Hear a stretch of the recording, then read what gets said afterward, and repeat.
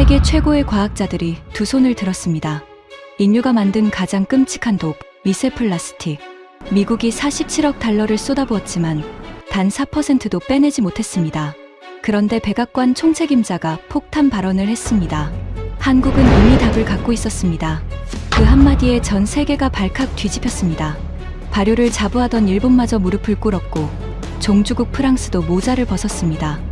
인류를 구한 그 답은 첨단 실험실이 아니었습니다. 충청도 시골의 오래된 항아리 속에서 5,000년 동안 숨 쉬고 있었죠. 빠르기만 한 줄 알았던 그 나라가 감춰온 비밀. 지금 그 충격적인 전말을 공개합니다. 시작하기 전 구독과 좋아요, 그리고 대한민국 파이팅 댓글로 한국을 응원해주세요. 이 영상은 여러 사건을 재미를 위해 각색한 소설 컨텐츠입니다. 워싱턴이 발칵 뒤집혔습니다. 5년, 47억 달러, 우리 돈으로 6조 원이 넘는 국민 세금, 그 모든 것을 쏟아부은 국가 프로젝트가 단 한 줄의 발표로 주저앉았습니다. 현재 인류가 보유한 그 어떤 기술로도 인체에 쌓인 미세 플라스틱은 제거할 수 없습니다. 제가 그 문장을 입 밖에 내는 순간 백악관 브리핑룸의 카메라 플래시가 폭우처럼 쏟아졌습니다. 다음 날 아침 신문 일면은 똑같았어요. 47억 달러짜리 실패. 저는 그 헤드라인을 보며 커피잔을 든 손이 떨리는 걸 느꼈습니다. 그런데 바로 그날 밤 한 통의 보고서가 제 책상 위에 올라왔습니다. 전 세계가 풀지 못한 그 난제의 해답이 최첨단 실험실도 슈퍼컴퓨터도 아닌 어느 동양 나라의 오래된 항아리 속에 있을지도 모른다는 내용이었죠. 저는 코웃음을 쳤습니다. 김치라니, 발효 음식이라니, 반도체나 만들 줄 알았던 그 빠른 나라가 인류 최악의 난제를 풀었다고요? 하지만 진짜 충격은 그 다음이었습니다. 저는 마이클 도어티입니다. 35년을 미국 연방환경행정에 바쳤고 지난 5년간은 백악관 미세플라스틱 국가대응본부의 총책임자로 일했습니다. 그리고 지금부터 들려드릴 이야기는 제가 평생 믿어온 모든 것이 충청도의 작은 시골 마을에서 산산조각난 기록입니다. 그 회의실을 저는 평생 잊지 못할 겁니다. 백악관 서관 지하 회의실. 두꺼운 방음문이 닫히면 바깥 소리가 완전히 사라지는 곳이었어요. 그날 그 방의 공기는 무거웠습니다. 정확히는 얼어붙어 있었죠. 긴 마호가니 테이블에 12명이 둘러앉았고 누구도 먼저 입을 열지 않았습니다. 테이블 끝에서 제가 천천히 일어섰습니다. 여러분, 솔직하게 말씀드리겠습니다. 우리 프로젝트는 실패했습니다. 제 목소리가 텅 빈 회의실에 메아리쳤습니다. 5년 전, 저는 바로 이 방에서 호언장담했었어요. 인류가 만들어낸 가장 끔찍한 오염, 물질, 눈에 보이지도 않는 미세 플라스틱을 인체에서 끄집어내는 기술을 미국이 세계 최초로 완성하겠다고 대통령이 직접 제 어깨를 두드렸습니다. 의회는 47억 달러를 승인했죠. 우리는 가능한 모든 것을 동원했습니다. 머리카락 굵기의 수만 분의 1까지 걸러낸다는 첨단 나노 필터, 플라스틱 분자를 잘게 쪼갠다는 효소 분해 기술, 몸속 입자를 끌어당긴다는 흡착 소재, 미국 최고의 연구소 17곳이 밤낮 없이 매달렸습니다. 그런데 5년이 지난 지금 제 손에 들린 최종 보고서의 결론은 단 한 문장이었습니다. 유의미한 인체 배출 효과 없음. 회의실 한쪽에서 누군가 한숨을 내쉬었습니다. 제 오랜 동료 마거리 콜 박사였어요. 백발을 단정하게 묶은 이 본부에서 가장 냉정하고 가장 의심 많은 과학자였습니다. 마이클, 우리가 틀린 게 아니에요. 마거리 씨 안경을 고쳤으며 말했습니다. 애초에 인류가 풀 수 없는 문제였던 거예요. 한번 몸에 들어간 미세 플라스틱은 빠져나오지 않아요. 그게 과학이에요. 그 말이 더 무서웠습니다. 왜냐하면 사실이었으니까요. 그날 오후 저는 워싱턴 외곽의 한 병원에서 정기 건강검진 결과를 들었습니다. 의사가 잠시 머뭇거리더니 모니터를 제 쪽으로 돌렸어요. 도어티 씨, 혈액 검사에서 미세 플라스틱 입자가 검출됐습니다. 평균보다 높은 수치입니다. 저는 그 자리에서 숨을 멈췄습니다. 등줄기를 타고 서늘한 기운이 올라왔어요. 제 피 속에, 제 심장을 도는 피 속에 절대 빠져나가지 않는 그 작은 조각들이 떠다니고 있다는 겁니다. 집으로 돌아온 그날 밤, 5살 손녀가 거실에서 장난감을 입에 물고 놀고 있었습니다. 저는 그 모습을 한참 바라봤습니다. 그리고 처음으로 이 일이 제 일이라는 걸 깨달았어요. 보고서 속의 숫자가 아니라 제 핏줄과 제 손녀의 핏줄에 관한 이야기였습니다. 바로 그때 회의실로 한 남자가 들어왔습니다. 로런스 발렌타인. 환경기술기업 퓨리텍의 회장이자 우리 대응 본부의 외부 자문이었습니다. 5년 전 그 첨단 나노 필터 기술을 정부에 납품하며 12억 달러짜리 계약을 따낸 인물이었죠. 그는 늘 그렇듯 맞춤 정장에 금시계를 차고 있었고 회의실에 들어서자마자 코를 살짝 찡그렸습니다. 실패라니. 단어 선택이 너무 과격하지 않습니까? 도어티. 발렌타인이 의자에 깊숙이 기대며 말했습니다. 기술은 시간이 필요한 겁니다. 우리 퓨리텍은 다음 단계 필터에 3억 달러만 더 투입하면 3억 달러요? 제가 그를 쳐다봤습니다. 국민들은 지금 자기 혈액에 플라스틱이 떠다닌다는 사실에 공포에 떨고 있습니다. 신생아 태반에서도 산모의 모유에서도 검출되고 있어요. 그런데 회장님은 또 돈 이야기부터 하시는군요. 발렌타인이 입꼬리를 올렸습니다. 그건 미소가 아니었어요. 비웃음이었죠. 도어티. 순진한 소리 하지 마십시오. 이 바닥에 진짜 해답 같은 건 없습니다. 그저 누가 더 오래 연구비를 받아내느냐의 싸움이에요. 당신도 이제 그 정도는 알 나이 아닙니까? 저는 그 순간 이 남자가 5년 동안 무엇을 해왔는지 깨달았습니다. 그는 미세 플라스틱을 없애려 한 게 아니었어요. 미세 플라스틱이라는 공포를 팔아 돈을 벌고 있었던 겁니다. 해답이 영영 나오지 않기를 어쩌면 가장 바라고 있던 사람이 바로 그였습니다. 며칠 뒤 저는 우리 본부의 수석과학자문 리처드 카펜터 박사를 불렀습니다. 67세. 환경미생물학 분야에서 40년을 일한 노학자였어요. 백발의 두꺼운 안경, 늘 구겨진 셔츠 차림이었지만 그가 입을 열면 누구도 함부로 반박하지 못했습니다. 그런데 그날 카펜터는 평소와 달랐어요. 손에 얇은 논문 한 편을 꼭 쥔 채 어딘가 흥분한 표정으로 회의실에 들어섰습니다. 마이클, 이걸 좀 봐야 해. 그가 테이블 위에 논문을 내려놓았습니다. 동양 학자들의 이름이 빼곡했어요. 한국의 한 발효과학 연구팀이 발표한 것이었습니다. 한국 연구팀이 발견했어. 발효 과정에서 폭발적으로 늘어나는 특정 유산균이 인체 장 속에서 미세 플라스틱 입자와 결합한다는 거야. 마치 자석처럼. 그러고는 그대로 몸 밖으로 끌고 나간다는 거지. 회의실에 잠시 침묵이 흘렀습니다. 그리고 그 침묵을 깨뜨린 건 발렌타인의 웃음소리였어요. 카펜터 박사님, 지금 진심이십니까? 발렌타인이 손뼉을 치며 웃었습니다. 어깨가 들썩일 정도였어요. 발효 음식이요? 그러니까 절임 배추 말씀이신가요? 우리가 47억 달러를 쏟아부은 문제를 어느 동양 시골의 항아리에 묻어둔 절임. 반찬이 풀었다. 박사님, 이건 과학회의입니다. 민속 신앙 모임이 아니에요. 옆에 있던 마거리 콜도 고개를 저었습니다. 마이클, 솔직히 말할게요. 이런 류의 논문은 흔해요. 전통 음식이 몸에 좋다는 이야기야 어느 나라에나 있죠. 그런데 그게 진짜 과학적으로 검증된 적이 있던가요? 한국은 반도체나 휴대폰은 잘 만들죠. 인정해요. 하지만 그건 빨리빨리 따라잡는 기술이에요. 환경과학, 보건과학 같은 근본 영역에서 한국이 세계를 앞섰다는 이야기는 들어본 적이 없어요. 저도 솔직히 같은 생각이었습니다. 제 머릿속에 한국은 딱 그 정도였어요. K-팝 음악과 빠른 인터넷, 화면 큰 휴대폰. 무언가를 빠르게 만들고 빠르게 따라잡는 나라. 5,000년이라는 긴 역사는 그저 오래되었다는 뜻일 뿐. 그 안에 무슨 과학이 들어있으리라고는 상상조차 하지 않았습니다. 카펜터, 제가 조심스럽게 말했습니다. 마음은 이해 안 해. 우리 모두 지푸라기라도 잡고 싶은 심정이지. 하지만 이건 너무 나간 거야. 발효 김치가 미세 플라스틱을 끌고 나간다니. 의외에 이런 걸 보고했다가는 우리 본부 전체가 웃음거리가 될 걸세. 그러자 카펜터가 안경을 벗었습니다. 그의 눈이 붉어져 있었어요. 마이클, 자네 손녀 5살이라고 했지. 저는 멈칫했습니다. 내 손주는 둘이야. 그 아이들 피 속에도 그게 들어있어. 우리가 만든 플라스틱이. 나는 40년 동안 미생물을 연구했네. 그런데 이 한국 논문의 데이터를 보고 처음으로 손이 떨렸어. 왜냐면 말이 되거든. 미생물의 세계에서는 충분히 일어날 수 있는 일이야. 우리가 너무 첨단 기계만 들여다보느라 정작 살아있는 생명이 할 수 있는 일을 놓친 건지도 몰라. 발렌타인이 다시 입을 열려하자 카펜터가 그를 똑바로 노려봤습니다. 발렌타인 회장, 당신은 5년 동안 단 한 명의 환자도 낫게 하지 못한 필터를 팔아 12억 달러를 벌었지.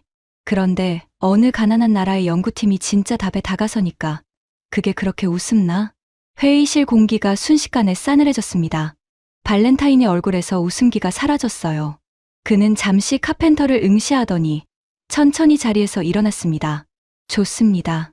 그렇게 그 절임 반찬을 믿고 싶으시다면 말리지 않겠습니다. 그가 정장 단추를 채우며 말했습니다. 다만 한 가지만 기억하세요, 도어티. 이 본부의 예산은 의회가 쥐고 있고 의회 환경위원회 사람들 절반이 내 친구들입니다. 동양 시골 항아리에 나라 예산을 갖다 바쳤다는 소문이 돌면 글쎄요. 누가 책임을 지게 될까요? 그는 그렇게 협박을 남기고 회의실을 나갔습니다. 문이 닫히는 소리가 유난히 크게 들렸습니다.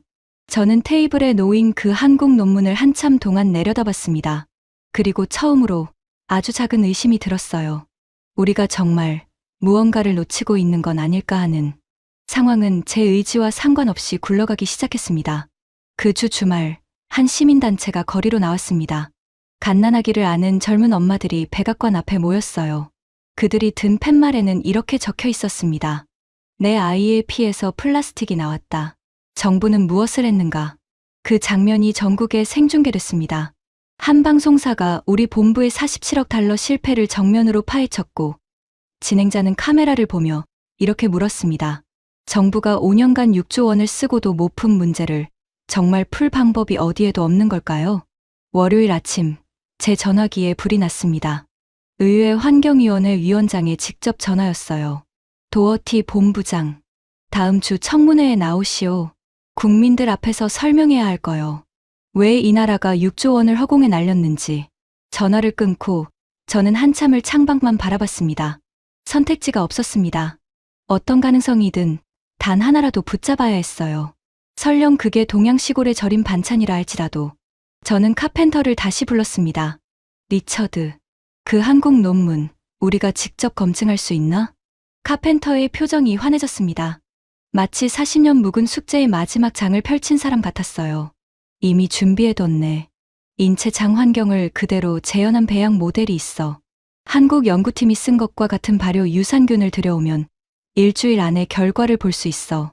그런데 그 순간 본부 예산 담당관이 회의실로 들어왔습니다. 얼굴이 곤란하게 일그러져 있었어요. 본부장님, 죄송합니다. 검증 실험에 배정하려던 예산이 어제 자로 보류됐습니다. 외부 자문위원회의 권고라고만 적혀 있습니다. 발렌타인이었습니다. 굳이 이름을 확인할 필요도 없었어요. 카펜터가 주먹을 꽉 쥐었습니다. 마거리 콜조차 인상을 찌푸렸어요. 저는 잠시 눈을 감았습니다. 그리고 결심했습니다. 리처드, 내 개인 연구 재량비를 쓰지. 액수는 크지 않지만 작은 검증 실험 하나 정도는 가능할 거야. 발렌타인이 큰 예산을 막을 순 있어도 우리 손발까지 묶을 순 없어. 그날 밤 우리는 본부 지하의 작은 실험실로 내려갔습니다. 차가운 형광등 아래 카펜터가 한국에서 공수해온 발효 유산균 배양액을 인체 장 모델에 한 방울 떨어뜨렸습니다. 그 안에는 우리가 일부러 섞어 넣은 미세 플라스틱 입자가 떠다니고 있었어요. 우리는 고배율 현미경 화면을 숨죽이고 지켜봤습니다. 처음 몇 분간은 아무 일도 일어나지 않았습니다. 화면 속에서 작은 플라스틱 조각들이 무의미하게 떠다닐 뿐이었죠. 마거리 씨 작게 한숨을 쉬었습니다. 거 봐요, 마이클. 이런 건 그냥... 그런데 바로 그때였습니다. 화면 속에서 유산균들이 움직이기 시작했어요. 마치 의지를 가진 것처럼. 그들이 플라스틱 입자 주위로 천천히 모여들더니 입자 하나하나를 단단히 감싸 안았습니다. 자석에 쇳가루가 들러붙듯이 떨어지려야 떨어질 수 없게 실험실에 정적이 흘렀습니다. 마거리 콜이 천천히 자리에서 일어났습니다. 안경 너머 그녀의 눈이 화면에 고정돼 있었어요. 그녀가 마른 침을 삼키는 소리가 들렸습니다. 이게 진짜라고? 카펜터는 아무 말도 하지 못했습니다. 그저 떨리는 손으로 안경을 벗고 두 눈을 비빌 뿐이었죠. 저는 그 화면을 보며 심장이 쿵 내려앉는 걸 느꼈습니다. 47억 달러로도 풀지 못한 문제. 미국 최고의 연구소 17곳이 5년을 매달려도 꿈쩍 않던 그 문제가 지금 제 눈앞에서 풀리고 있었습니다. 살아있는 작은 미생물의 힘으로. 그것도 우리가 한낱 절임 반찬이라 비웃었던 어느 나라의 5,000년 된 지혜로. 하지만 그건 정말 시작에 불과했습니다. 그날 밤 이후 저는 잠을 거의 자지 못했습니다. 현미경 화면 속에서 유산균이 미세 플라스틱을 끌어안던 그 장면이 자꾸만 눈앞에 떠올랐어요. 47억 달러로도 꿈쩍 않던 입자가 살아있는 작은 생명 앞에서는 너무도 쉽게 붙잡혔습니다. 저는 그게 우연이기를 바랐는지도 모릅니다. 우연이어야 제가 평생 믿어온 세계가 무너지지 않을 테니까요. 다음 날 아침, 카펜터가 밤을 새운 얼굴로 실험실에 서 있었습니다. 그의 책상 위에는 빈 커피잔 5개가 줄지어 있었어요. 마이클, 한 번으로는 안 되네. 제대로 검증해야 해. 정량적으로. 우리는 본격적인 실험에 들어갔습니다. 인체 장 환경을 똑같이 재현한 배양 모델을 20개 준비했어요. 절반에는 한국 발효 유산균을 넣었고 나머지 절반에는 넣지 않았습니다. 그리고 양쪽 모두에 똑같은 양의 미세 플라스틱을 흘려보냈죠. 사흘 뒤 카펜터가 결과지를 출력해 들고 왔습니다. 그의 손이 미세하게 떨리고 있었어요. 마이클, 유산균을 넣은 쪽은 미세 플라스틱 입자의 91%가 결합해서 빠져나갔어. 넣지 않은 쪽은 거의 그대로 남아있고 91%? 저는 그 숫자를 입 밖에 내며 의자에 천천히 주저앉았습니다.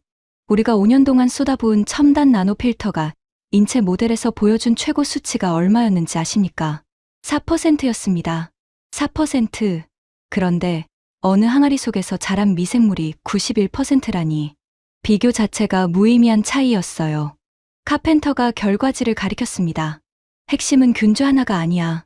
여러 미생물이 한 덩어리 안에서 같이 일하더군.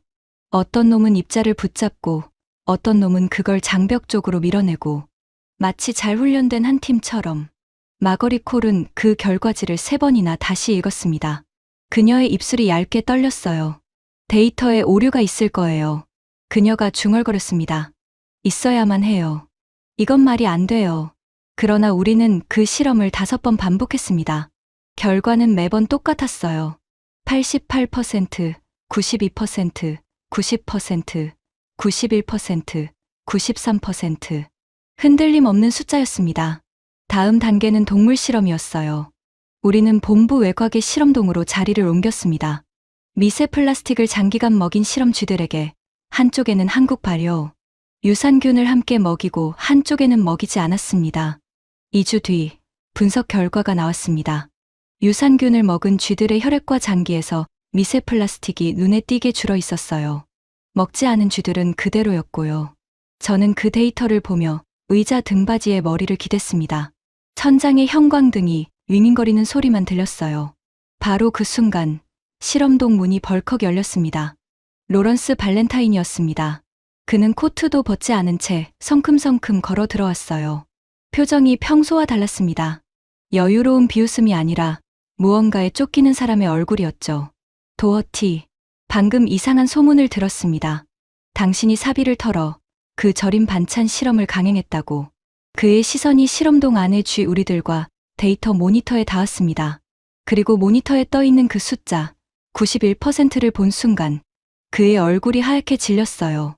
이건 이 데이터는 어디서 나온 겁니까? 우리가 직접 만든 겁니다. 제가 일어서며 말했습니다. 5번 반복했고 동물 실험까지 끝냈습니다. 회장님, 이건 진짜예요. 발렌타인이 한 걸음 다가왔습니다. 그의 목소리가 낮게 깔렸어요. 도어티, 잘 들으세요. 이 데이터는 세상에 나가면 안 됩니다. 뭐라고요? 생각해 보십시오. 그가 빠르게 말했습니다. 이게 공개되면 어떻게 되겠습니까? 우리가 5년 동안 쓴 47억 달러가 전부 헛돈이었다는 게 증명됩니다. 그것도 동양 시골 절임 반찬한테 진 거라고요. 당신은 책임지고 옷을 벗어야 할 거고 나는 끝장입니다. 그러니 이 데이터는 묻읍시다. 내가 당신 자리를 보장하겠습니다. 퇴직 후 우리 퓨리텍 고문 자리도 약속하죠. 연봉은 부르는 대로. 저는 그의 얼굴을 똑바로 바라봤습니다. 그 순간 분노가 아니라 어떤 서글픔이 밀려왔어요. 이 남자는 정말로 진실보다 자기 자리가 더 중요한 사람이었습니다. 발렌타인 회장, 제가 천천히 말했습니다. 내 피 속에도 그게 있어요. 내 5살 손녀 피 속에도. 그런데 이걸 묻자고요? 당신 자리 하나 지키자고 수억 명을 살릴 수 있는 답을 묻으라고요? 발렌타인의 눈빛이 싸늘하게 변했습니다. 후회하게 될 겁니다. 도어티. 그는 그 말을 남기고 돌아섰습니다. 문이 쾅 닫혔어요. 카펜터가 제 옆으로 다가왔습니다. 그가 낮은 목소리로 말했습니다. 마이클, 이제 시작일 뿐이야. 우리가 본 건 실험실 안의 작은 진실이고, 진짜는 이미 바깥 세상에서 벌어지고 있는지도 몰라. 저는 그 말의 뜻을 사흘 뒤에 알게 됐습니다. 카펜터가 제게 한 장의 기사를 보여준 건 그 주 수요일이었습니다. 미국 서부의 작은 식품 회사 하나가 3년 만에 폭발적으로 성장하고 있다는 내용이었어요. 회사 이름은 하트랜드 컬처스, 오리건 포틀랜드에 본사를 둔 발효식품 기업이었습니다. 마이클, 이 회사 매출 추이를 봐. 카펜터가 손가락으로 그래프를 짚었습니다. 3년 전 8천만 달러에서 작년에 4억 달러로 뛰었어. 5배야. 전국 대형마트 9,000개 매장에 들어갔고, 그런데 더 흥미로운 건 이 회사 제품을 꾸준히 먹은 소비자들 사이에서 이상한 입소문이 돌고 있다는 거야. 무슨 입소문? 몸이 가벼워졌다. 건강검진 수치가 좋아졌다. 그런 후기들이 수천 건이야. 그리고 이 회사가 쓰는 발효 기법이 한국식이래. 저는 그 길로 비행기에 올랐습니다. 직접 확인해야 했어요. 포틀랜드의 하트랜드 컬처스 본사는 제 예상과 완전히 달랐습니다. 거대한 발효실에는 수백 개의 항아리 같은 통이 줄지어 있었고, 시큼하면서도 깊은 발효 냄새가 공기를 가득 채우고 있었어요. 코를 찌르는 게 아니라 어딘가 따뜻하고 묵직한 향이었습니다. 3명의 젊은 창업자가 저를 맞았습니다. 최고 경영자 제이크 모리슨, 그리고 그의 동업자 데니얼 포드와 코너 리브스였어요. 청바지에 작업복 차림의 그들은 백악관에서 온 손님을 보고도 조금도 주눅 들지 않았습니다. 도어티 본부장님. 모리슨이 활짝 웃으며 손을 내밀었습니다. 솔직히 말씀드리면 정부에서 우리한테 관심 가질 줄은 몰랐어요. 우린 그냥 절인 채소 파는 사람들이거든요. 저는 그들에게 단도직입적으로 물었습니다. 어떻게 시작하셨습니까? 모리슨의 표정이 진지해졌어요. 그가 발효실 한쪽으로 저를 안내했습니다. 6년 전 저희 셋은 망하기 직전이었어요. 흔한 샐러드 회사였죠. 그런데 코너가 한국에 여행을 갔다가 어느 시골 마을에서 발효 음식을 만드는 걸 봤대요. 그때 충격을 받았다더군요. 그래서 무작정 그 방식을 배워왔어요. 코너 리브스가 끼어들었습니다. 처음엔 그냥 맛 때문이었어요. 한국식으로 발효한 채소가 훨씬 깊고 풍부한 맛이 났거든요. 그런데 1년쯤 지나니까 단골 손님들이 자꾸 그러는 거예요. 이거 먹고 속이 편해졌다고, 몸이 달라졌다고. 저흰 처음엔 그냥 인사치레인 줄 알았어요. 데니얼 포드가 말했습니다. 그런데 한 손님이 자기가 의사인데 건강검진을 받았더니 혈중 미세 플라스틱 수치가 절반으로 줄었다는 거예요. 우리 제품 말고는 식습관을 바꾼 게 없다면서요. 저는 숨을 들이켰습니다. 그건 우리가 실험실에서 본 그 91%와 정확히 맞아떨어지는 이야기였어요. 모리슨이 저를 데리고 한 통 앞에 섰습니다. 그가 뚜껑을 열자 그 안에서 미생물이 살아 숨 쉬는 듯한 진한 향이 올라왔어요. 본부장님, 저는 평생 미국이 세상에서 제일 앞선 나라라고 믿고 살았습니다. 우리가 컴퓨터를 만들고 우주선을 쏘아 올리고 반도체를 설계하니까요. 그런데요. 그가 그 발효통을 가만히 들여다봤습니다. 한국에서 이 발효를 배우면서 깨달았어요. 이건 반도체보다 놀랍습니다. 반도체보다요? 반도체는 인간이 설계해서 만든 거잖아요. 그런데 이건 인간이 만든 게 아니에요. 수천 년 동안 자연과 사람이 같이 빚어낸 거예요. 우리는 그저 한국에서 그 방법을 얻어와서 따라했을 뿐이고, 그래서 성공했습니다. 솔직히 말씀드릴게요. 우리 회사를 살린 건 미국의 기술이 아니라 한국의 지혜였습니다. 저는 그 말 앞에서 한참 동안 입을 열지 못했습니다. 워싱턴으로 돌아오는 비행기 안에서 저는 창밖의 구름을 오래도록 바라봤습니다. 평생 한국을 K-팝과 휴대폰의 나라로만 여겨온 제 머릿속이 조금씩 균열을 일으키고 있었어요. 그런데 본부에 도착하자마자 카펜터가 굳은 얼굴로 저를 맞았습니다. 마이클, 큰일 났어.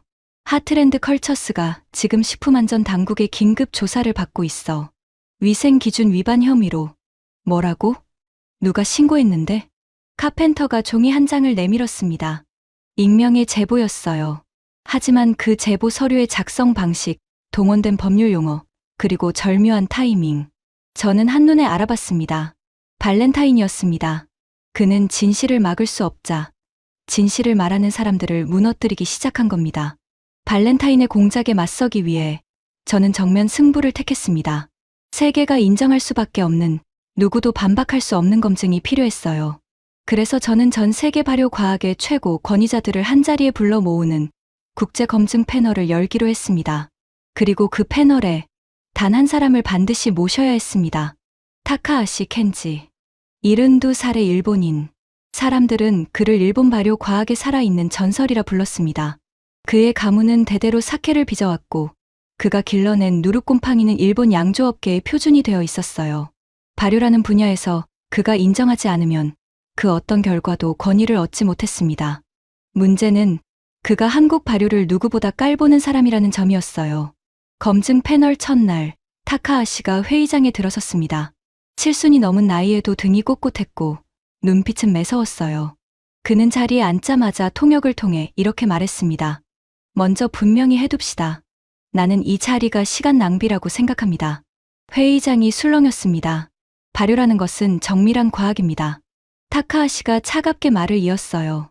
우리 일본은 수백 년에 걸쳐 단 하나의 곰팡이 균주를 골라내고 온도와 습도를 0.1도 단위까지 통제해왔습니다. 그것이 발효를 예술의 경지로 끌어올린 비결입니다.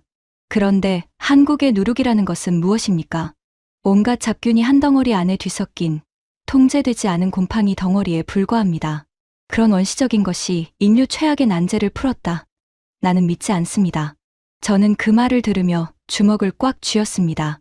옆에 있던 카펜터의 얼굴도 굳었어요. 타카하시는 직접 자신의 누룩곰팡이를 가져왔습니다.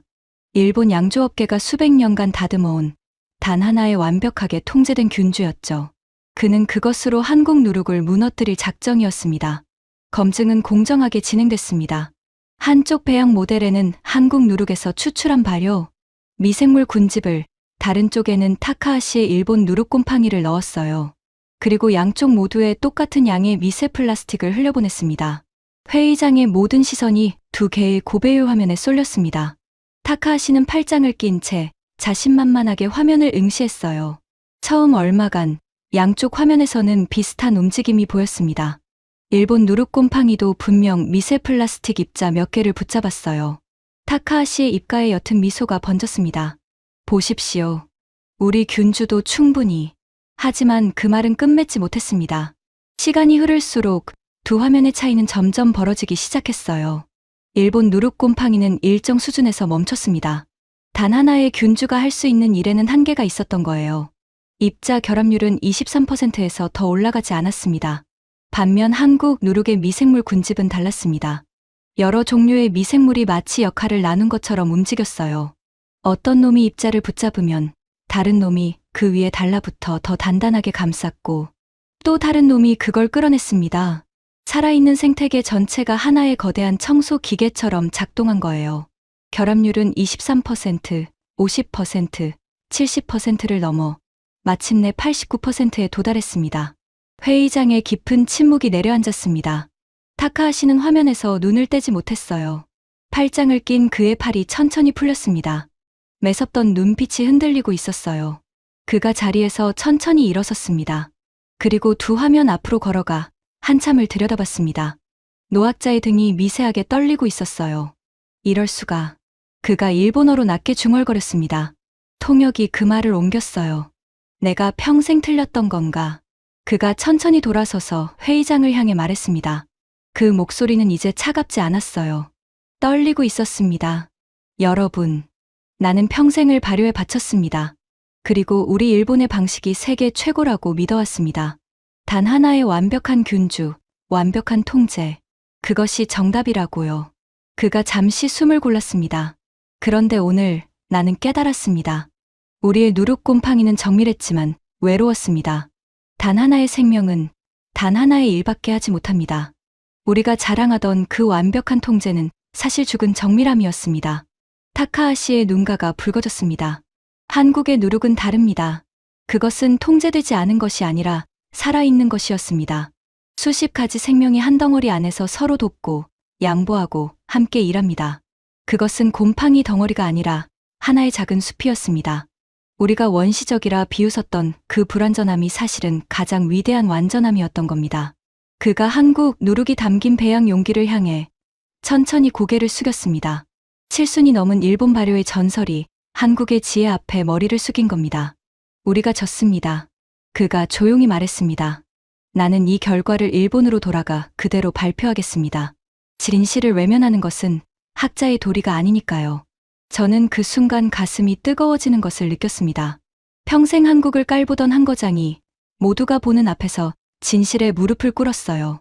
회의장 곳곳에서 조용한 탄성이 새어나왔습니다. 하지만 그 감동의 순간 회의장 뒷문에서 누군가 조용히 빠져나가는 것을 저는 보았습니다. 발렌타인의 비서였습니다. 타카하시의 굴복은 시작에 불과했습니다. 그가 일본으로 돌아가 검증 결과를 발표하자 전 세계 발효학계가 들썩이기 시작했어요. 그리고 가장 먼저 반응한 곳은 뜻밖에도 발효를 자신들의 자존심으로 여기던 유럽이었습니다.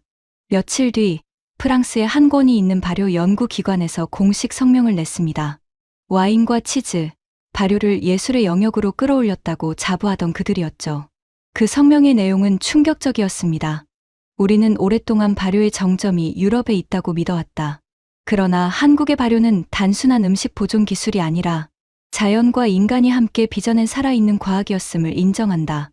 이탈리아의 한 저명한 식문화 연구소도 뒤를 이었어요. 그들은 한국의 누룩을 자신들이 수백 년간 지켜온 발효, 유산과 동등한 인류의 위대한 문명적 자산으로 공식 인정했습니다.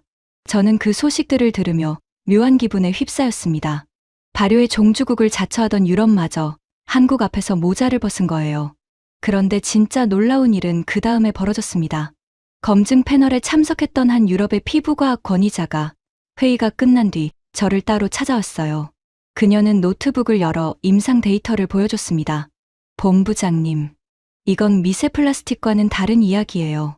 한국의 발효주에서 나오는 효모 추출물 말입니다. 그게 손상된 피부 세포를 재생시킨다는 게 임상에서 확인됐어요. 화면에는 두 장의 피부 세포 사진이 나란히 있었습니다. 한 장은 거칠고 손상된 세포, 다른 한 장은 매끄럽게 회복된 세포였어요. 한국 발효주 효모 추출물을 고농도로 사용한 결과 8주 만에 피부 세포 재생률이 82%나 올라갔어요. 유럽의 어떤 명품 화장품도 따라오지 못한 수치예요. 그녀가 고개를 저었습니다. 한국 사람들은 술을 만드는 발효 기술로 화장품을 만들고 의약을 만들고 있어요. 발효 하나로 음식과 환경과 의학과 미용을 전부 아우르고 있는 거예요. 저는 이런 나라를 본 적이 없습니다. 저는 그 말 앞에서 등골이 서늘해졌습니다. 우리가 빠르기만 한 나라로 여겼던 그곳이 사실은 5,000년 깊이의 과학을 품은 나라였던 겁니다. 단지 우리가 그 깊이를 보려 하지 않았을 뿐이었어요. 하지만 제가 진실에 가까워질수록 발렌타인의 공작도 점점 더 악랄해졌습니다. 그 주 금요일 한 인터넷 매체에 충격적인 기사가 떴어요. 백악관 대응 본부, 검증되지 않은 동양 민간요법의 국민 세금 유용 의혹. 기사에는 출처 불명의 내부 문건이 첨부돼 있었는데 그 내용은 교묘하게 조작돼 있었습니다. 우리가 한국 자료를 맹신하고 과학적 검증을 건너뛰었다는 식으로요. 저는 그 기사를 보며 손이 떨렸습니다. 새빨간 거짓말이었으니까요. 우리는 5번을 반복 검증했고 동물 실험까지 마쳤습니다. 그런데 발렌타인은 그 사실을 거꾸로 뒤집어 우리를 사기꾼으로 몰아가고 있었어요. 그날 밤 카펜터가 창백한 얼굴로 제 사무실에 들어왔습니다. 그의 손에 휴대폰이 들려 있었어요. 마이클, 방금 발렌타인한테 전화가 왔어. 뭐라고 하던가? 카펜터가 의자에 힘없이 주저앉았습니다. 내 연구 윤리 위반건을 들춰내겠대. 30년 전 내가 박사 과정 때 받았던 연구비 정산에 작은 실수가 있었거든. 그땐 아무 문제 없이 넘어간 일이야. 그런데 그걸 지금 와서 부풀려서 내 평생의 연구를 전부 매장시키겠다는 거야. 다음 주 청문회에서 폭로하겠다고. 그가 떨리는 손으로 안경을 벗었습니다.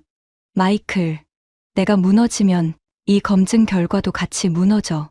사람들은 사기꾼의 연구라고 손가락질할 거야. 발렌타인은 그걸 노리는 거지. 저는 카펜터의 어깨에 손을 얹었습니다. 그 노학자의 어깨가 가늘게 떨리고 있었어요.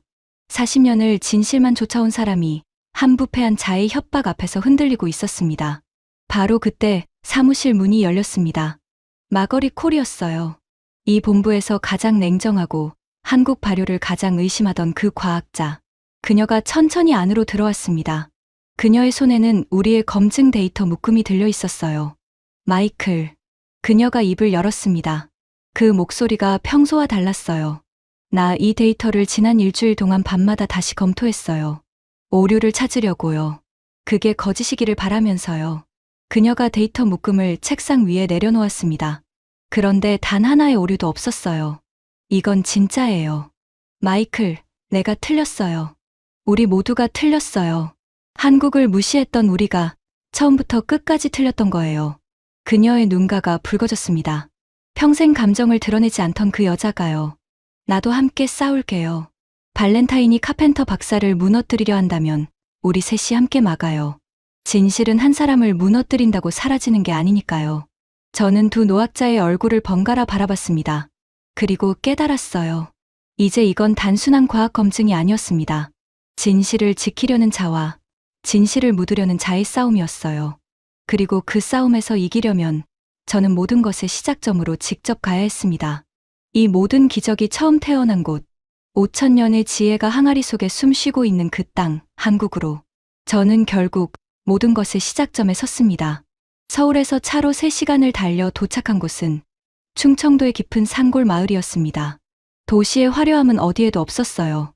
낮은 기와집들과 빛바랜 흙담, 그리고 마당마다 줄지어 선검은 항아리들. 그게 전부였습니다. 차에서 내리자 가을의 차가운 공기가 폐 속으로 밀려들었어요.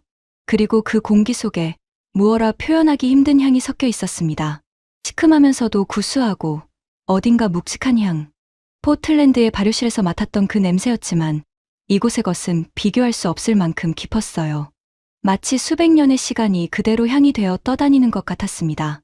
마당 한가운데 한 노인이 항아리 뚜껑을 닫고 있었습니다. 윤정심 할머니, 83살. 5대째 이 마을에서 누룩과 장을 빚어온 분이었어요.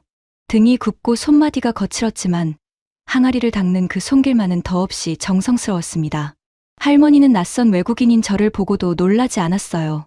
그저 따뜻하게 웃으며 손짓으로 마루에 앉으라 권하셨습니다. 그러고는 부엌으로 들어가 따뜻한 식혜 한 그릇을 내오셨어요. 먼 데서 왔는갑네. 이거 한 잔 마시고 가. 통역이 그 말을 옮겼습니다. 우리 집 누룩으로 만든 거요. 달고 시원하지? 저는 그 한 그릇을 받아 들고 한참 동안 마시지 못했습니다. 이 노인은 제가 누구인지 몰랐어요. 백악관에서 온 책임자라는 것도, 인류 최악의 난제를 좇아 여기까지 왔다는 것도, 그저 먼 데서 온 손님이라는 이유 하나로 따뜻한 한 그릇을 내미는 마음. 그게 바로 제가 책으로만 읽었던 한국의 정이었습니다. 저는 할머니께 조심스럽게 물었습니다. 이 누룩을, 이 장을 어떻게 5대째 이어왔느냐고. 할머니의 주름진 얼굴에 잠시 그늘이 드리웠습니다. 우리 할머니가 그러셨어. 옛날에 나라 빼앗겼을 적에 말이요. 할머니가 천천히 입을 떼셨어요. 집에서 술 빚는 거, 누룩 만드는 거 다 못하게 했다더라고. 우리 것을 다 없애 버리려고 그랬다지. 그래도 우리 할머니는 그 누룩씨를 항아리 깊숙이 숨겨놓고 목숨 걸고 지키셨어. 이게 없어지면 우리가 누군지도 없어지는 거라고. 저는 숨을 멈췄습니다. 전쟁 나고 다들 굶주리던 시절에도 이 항아리는 지켰어. 사람들이 비웃었지. 저 총구석 할망구 쓸데없이 옛날 것이나 붙들고 산다고. 돈도 안 되는 거 뭐 하러 하냐고. 할머니가 항아리들을 바라보며 옅게 웃으셨습니다. 그래도 나는 했어. 우리 할머니가 지킨 거니까. 이게 그냥 음식이 아니거든. 이건 우리가 살아온 세월이여. 가을 햇살 아래 검은 항아리들이 조용히 빛나고 있었습니다. 그 안에서 수십 가지 미생물이 5,000년의 시간 동안 한 번도 멈추지 않고 숨 쉬고 있었어요. 그 누구의 칭찬도, 그 어떤 상도 바라지 않고 그저 묵묵히. 저는 그 순간 평생 제가 얼마나 오만했는지 깨달았습니다. 저는 한국을 빠른 나라라고만 생각했어요. 휴대폰을 빨리 만들고 인터넷이 빠른 나라, 무언가를 빨리 따라잡는 나라. 그런데 제 눈앞에 이 항아리는 빠름의 정반대였습니다. 그것은 느림이었어요. 5대를 이어온 느림, 5,000년을 견뎌온 깊이. 우리가 첨단 기계로 5년을 헤매던 길을 이 할머니의 항아리는 이미 까마득한 옛날에 걸어가 있었던 겁니다. 다음 날 저는 인근의 한 연구소를 찾았습니다. 그곳에는 이서연 박사라는 젊은 과학자가 있었어요. 그녀는 윤정심 할머니 같은 분들의 전통 누룩을 최첨단 장비로 한 종류 한 종류 분석하고 있었습니다. 거대한 분석기 화면에는 항아리 속 미생물 군집의 지도가 살아있는 별자리처럼 펼쳐져 있었어요. 본부장님. 이 박사가 화면을 가리키며 말했습니다. 우리는 할머니들의 5,000년 지혜를 이제 과학의 언어로 번역하고 있어요. 어떤 미생물이 어떤 일을 하는지, 왜 이 조합이 미세 플라스틱을 끌어내는지를요. 전통과 첨단은 따로 있는 게 아니에요. 할머니의 항아리가 질문이라면 우리 연구실은 그 답을 풀고 있는 거예요. 저는 그 화면을 바라보며 가슴이 먹먹해졌습니다. 한쪽에는 83살 할머니의 거친 손, 다른 한쪽에는 최첨단 분석기. 그 둘이 만나고 있었어요. 5,000년의 깊이와 21세기의 과학이 하나로. 이게 바로 우리가 그토록 우습게 보았던 그 나라의 진짜 모습이었습니다. 워싱턴으로 돌아온 저는 운명의 청문회장에 섰습니다. 의회 청문회장은 발 디딜 틈 없이 꽉 차 있었어요. 카메라가 수십 대 돌아갔고 이 장면은 전국에 생중계되고 있었습니다. 발렌타인이 만들어낸 거짓 기사 덕분에 온 국민이 저를 세금을 유용한 사기꾼으로 알고 있었어요. 발렌타인은 방청석 앞줄에 앉아 있었습니다. 여유로운 미소를 머금은 채로요. 그는 오늘 이 자리에서 카펜터 박사의 30년 전 약점을 폭로해 우리를 완전히 끝장낼 작정이었습니다. 그의 옆에는 의회 환경위원회의 친구들이 나란히 앉아 있었어요. 위원장이 저를 향해 날카롭게 물었습니다. 도어티 본부장, 검증되지 않은 동양 민간요법에 국민 세금을 유용했다는 의혹이 있습니다. 해명하시오. 저는 천천히 자리에서 일어났습니다. 그리고 준비해온 자료를 화면에 띄웠어요. 위원장님, 그리고 국민 여러분, 지금부터 진실을 말씀드리겠습니다. 화면에 우리의 검증 데이터가 나타났습니다. 우리는 한국의 발효 유산균을 5번 반복 검증했고 동물 실험까지 마쳤습니다. 결과는 한결같았습니다. 인체 모델에서 미세 플라스틱 배출률 91%. 참고로 우리가 5년간 47억 달러를 들여 개발한 첨단 필터의 배출률은 4%였습니다. 방청석이 술렁이기 시작했어요. 저는 다음 화면을 띄웠습니다. 일본 발효 과학의 전설 타카하시 켄지의 검증 영상이었어요.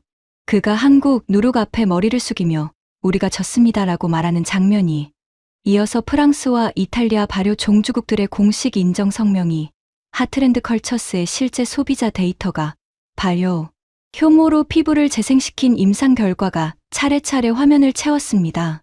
청문회장이 조용해졌습니다. 발렌타인의 얼굴에서 미소가 조금씩 사라지고 있었어요. 이것이 민간요법입니까? 제가 물었습니다. 전 세계의 권위자들이 숙적이라 불리던 나라들마저 인정한 이것이 검증되지 않은 미신입니까? 그리고 저는 마지막 화면을 띄웠습니다. 이제 진짜 거짓이 무엇이었는지 말씀드리겠습니다. 화면에 한 기업의 내부 문건이 나타났습니다. 퓨리텍의 자체 시험 보고서였어요. 여기 계신 로런스 발렌타인 회장의 회사 퓨리텍은 5년 전 정부의 나노 필터를 납품했습니다. 계약 금액은 12억 달러. 그들은 이 필터가 99%의 효과를 낸다고 정부에 보고했습니다. 그런데 보십시오. 이건 그들이 외부에 공개하지 않은 내부 시험 결과입니다. 실제 효과는 단 4%였습니다. 청문회장이 발칵 뒤집혔습니다. 그들은 자기 필터가 거의 효과가 없다는 걸 처음부터 알고 있었습니다. 그러면서도 99%라 속여 12억 달러를 받아갔습니다.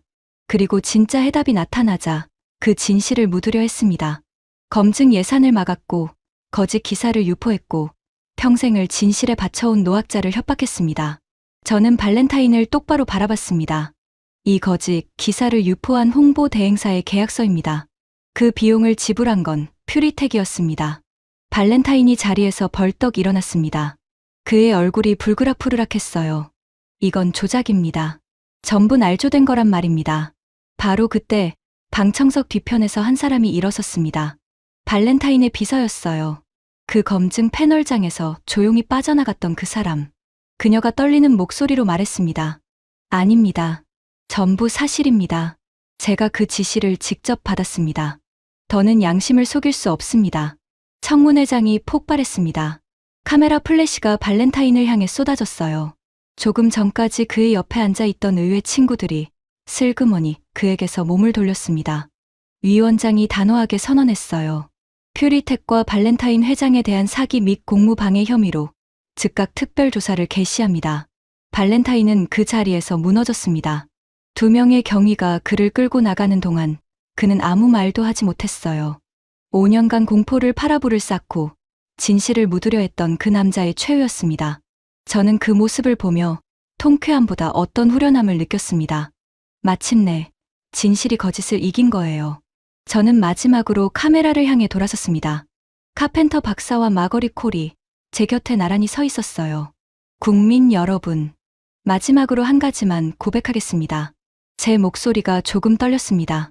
저는 평생 한국을 그저 빠른 나라라고 생각했습니다. 휴대폰 잘 만들고 인터넷 빠른 나라. 우리가 가르칠 것은 있어도 배울 것은 없는 나라라고요. 저는 잠시 숨을 골랐습니다. 하지만 저는 틀렸습니다. 우린 지금껏 한국을 잘못 알았습니다. 그곳은 빠르기만 한 나라가 아니었습니다. 5,000년의 깊이를 품은 나라였습니다.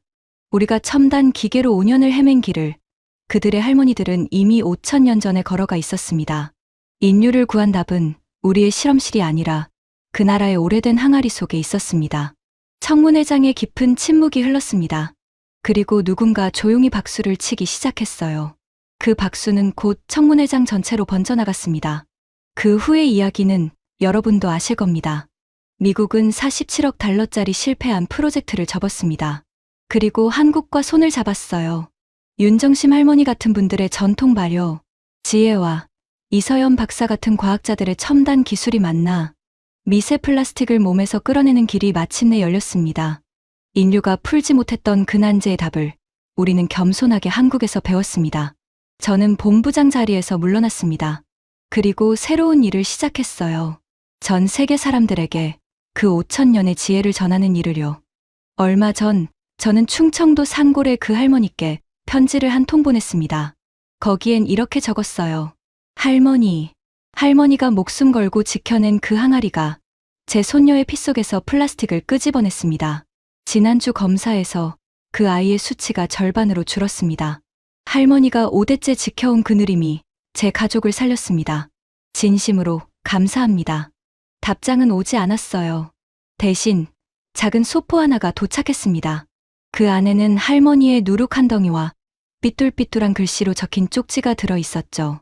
별거 아닌 거 고맙다 해줘서 내가 더 고맙소. 손녀 건강하게 키우소. 저는 그 쪽지를 들고 한참을 울었습니다. 여러분, 저는 평생 빠른 것이 강한 것이라 믿었습니다. 더 빨리 만들고 더 빨리 앞서가는 것이 힘이라고요. 하지만 그 항아리가 제게 가르쳐 줬습니다. 진짜 힘은 빨리 달리는 데 있는 게 아니라고. 오래도록 지켜온 깊이에 있다고요. 한국은 빠른 나라입니다. 그건 사실이에요. 하지만 그게 전부가 아니었습니다. 그 빠름의 뿌리에는 5,000년 동안 묵묵히 이어져 온 깊은 지혜가 있었습니다. 세상 누구도 알아주지 않을 때조차 그저 묵묵히 항아리를 지켜온 수많은 할머니들의 손길이 있었어요. 이제 세계는 한국을 다시 봅니다. 빠르기만 한 나라가 아니라 5,000년 문명의 깊이를 품은 위대한 나라로요. 지금까지 미국 백악관의 환경 총책임자가 한국에서 겪은 충격적인 이야기였습니다. 전 세계가 풀지 못한 인류 최악의 난제.